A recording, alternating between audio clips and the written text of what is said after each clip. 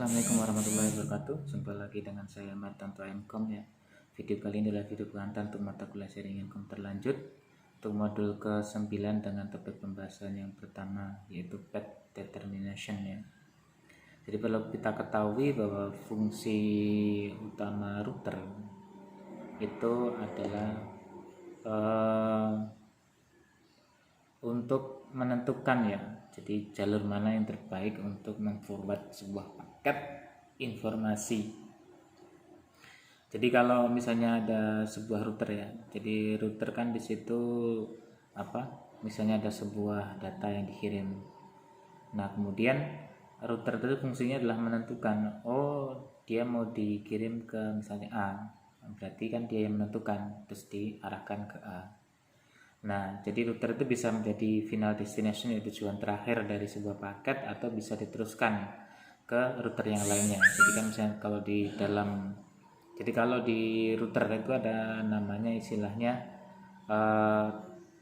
routing table ya. Jadi routing table di situ kan daftar network atau misalnya IP apa aja sih yang terhubung ke dalam router tersebut. Nah, kalau seandainya tidak ada, maka dia akan meneruskan ke router yang lainnya untuk dicari bahwa di situ ada alamat tersebut atau tidak.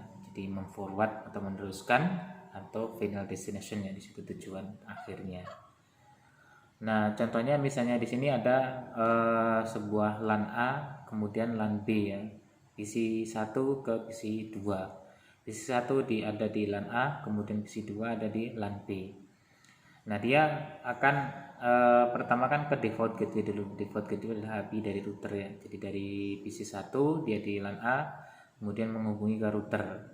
Nah, di router dia akan mencari, ada enggak sih? Kemudian terus dia nanyakan ke sebelahnya, ke router yang lainnya, kamu di daftar routing tabelmu ada enggak gitu, seperti itu contohnya ya kalau secara umum ya.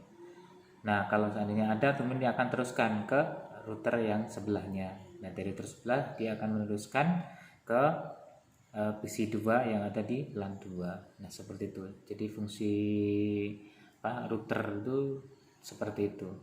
Nah, kemudian yang lainnya lagi, terus untuk menentukan jalurnya itu seperti apa sih? Nah, biasanya ditentukan dari panjangnya ya. Jadi panjang equal.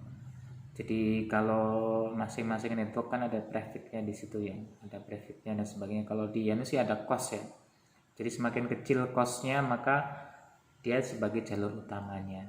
Nah, kalau seandainya costnya besar, dia ada di jalur yang lainnya seperti itu. Nah, kalau statik itu kan routing statik ngikuti dari itu. Tapi kalau dinamik biasanya kan ada yang tipenya itu panjangnya, jadi untuk untuk costnya berapa atau sesuai dengan yang terdekat, router yang terdekat.